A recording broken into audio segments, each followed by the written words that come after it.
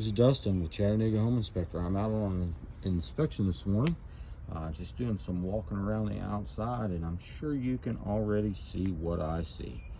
So everybody's always wondering, how's the structure of the house? What's it look like? When you come to an older home like this with a brick foundation, it's not uncommon for the mortar to be aging and starting to deteriorate, but kind of what you see in this area is what we call a stair step crack.